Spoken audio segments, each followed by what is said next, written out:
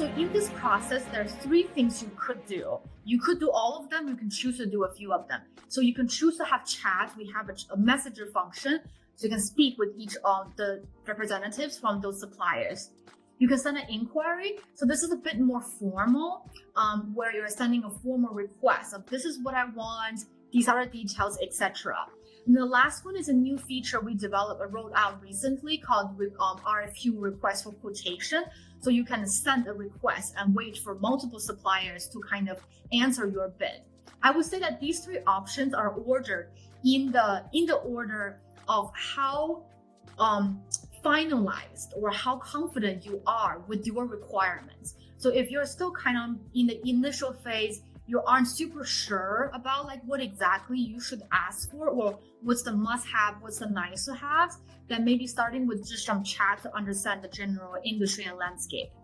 But maybe you're a bit more confident about, okay, I think this is what I want, then you can go for more inquiry. So the request for quotation is best when you have a very clear list. These are the 10, 15 things that I have clearly defined, and I want to look for who can perfectly answer all of that for me without me having to go into each of them, then this would be a good option. But it does require that you have clearly defined and finalized all your requirements, because otherwise if you change your requirements, you have to rerun the RFQ again and wait for suppliers to answer for your request. So that's the first thing. So then the second thing, when it comes to communicating with our suppliers, so let me show you the interface first, and we can get into some of the communications. So let's say that, let's just use this one. So you can go in, I'm clicking into the products. So that's why you're seeing a slightly different screen as what we saw earlier. But here again, you can kind of see kind of what's the reviews, what's the sales volume, any highlights about their ranking. And this is kind of their supply information. And then some general information about kind of what's their quote based on your quantity requirements. There are two buttons right here. So one is the send inquiry, the other one is chat now. So the inquiry, if you click on it, you can see this will be more of a formal inquiry like interface where you have to define your quantity, describe kind of specifically what are your needs, and then you can also get support from our AI assistant to help you generate it if that's helpful. And then you will have a function to connect with your messenger. So that would be for sending a more formal inquiry to every specific suppliers. That's a great question, Mike. So the price, that's something that you need to validate, engage with your conversation with the suppliers to make sure they can give you a breakdown. And especially oftentimes, maybe for packaging, you could have choices, right? Maybe sometimes depending on your lead time, you have to do kind of the exploration with the suppliers on what's the cost by air, like what's the cost and lead time by air, what's the cost and lead time by sea. All of these would be all the detailed discussions that you will have with the supplier. And then the other option is chat now. So for example, if you are maybe not super sure about exactly what are the things you need to define in your inquiry, this is a good place to chat with them. So this could be a cool place to say, hey, I'm interested in this.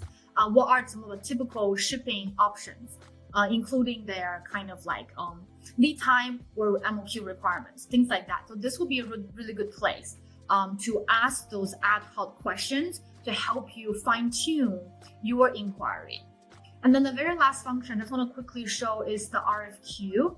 So when you are looking for manufacturers, what you're seeing here is this function called request for quotation.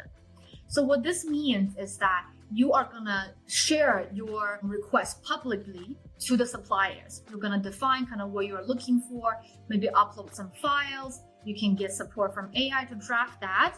And then it's gonna get published to all of the relevant suppliers so that they can then answer to your request. So this is where you can post an RFQ, and then you will see for each of your RFQ, you might get maybe dozens or hundreds of responses from the suppliers saying, based on your request, this is what we can offer you as a quote. So this way you are kind of seeing comparable quotes based on that one specific request from multiple suppliers. So it will really help you save time as opposed to sending kind of those RFQs each individually to the suppliers. So that's kind of the three options that I kind of mentioned here. And then when it comes to communication with the suppliers, a few things that I want to call out.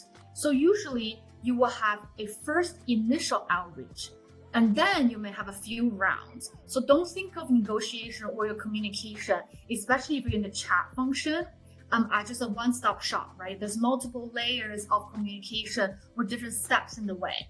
So in the very first beginning in your outreach, you want to make sure a few things. First, your goal is to understand, can they actually produce or develop those products based on your specific specs and requirements, right? It's really important to validate. You want change in color, you want an addition in function, or let's say for our binocular, we have the cap, and the cap has to have a string attached to it, right? So all of these things are important for you to validate with the supplier if they can do that or not. And the second thing is that because this is kind of our first initial engagement, we don't recommend, at least based on what we have heard from our buyers, sometimes you don't talk about price right away, right? Instead, you want to get them hooked, get them interested, and think that you could be a long-term, large-scale buyer. So in this process, what you might do is you might want to ask for quotes, especially in the second step or in the initial phase of building an impression, to talk about maybe not only your real anticipated quantity, but also maybe a 3x quantity. So this way you're kind of building an initial sense that you want to grow the business large. You might expand to kind of a larger scale when it comes to your order side. And then for all of the other things that you may have already seen on the website, such as the MOQs, the lead time, the customization options, the packaging options, and the shipping options, or do they have on-site checks? Can they offer checkups for you? Can they offer an inspection for you? Do they have any videos? All of these things we will recommend you to validate again with the suppliers.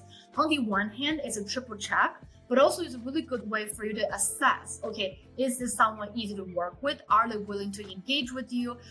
Do they kind of have the ability to understand your questions? And I'll give you different options along the way. And then at this process, you have built some level of rapport of okay, they think that you're a serious buyer, you have your serious ideas, and maybe you have the opportunity to go big over time. And then this will be the opportunity for you to look more into quotes. So specific for quotes, here are a few things to highlight. So the first thing I think that Mike mentioned, right? When you're asking for quotes, you definitely want to understand the breakdowns, right?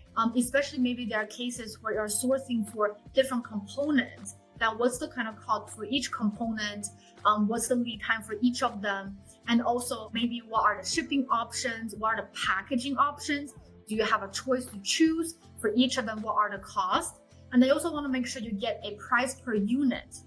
And then in this case, what you want to do as an option is to ask for price per unit for both your intended quantities and also maybe 3 times of the quantities that you intended to be.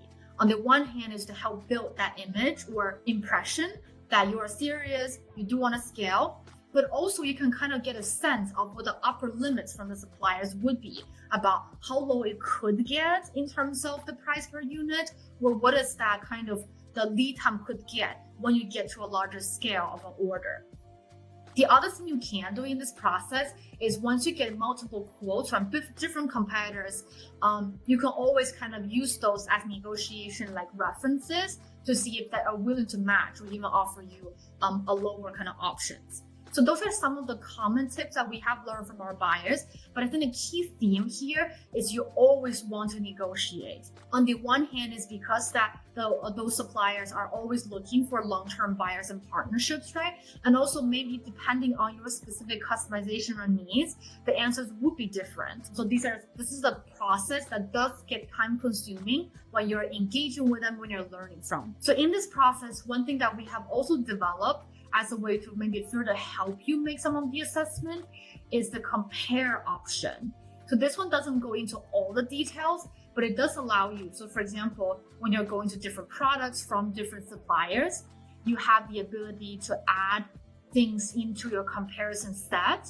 So once you have a few, then it will give you kind of a table based on kind of, do they have information about shipping, what's the rating, things like that, just to kind of start to build your own Excel sheet to help you make the assessment on who might be a better option for you. So those will be some example best practices that we have seen from our buyers.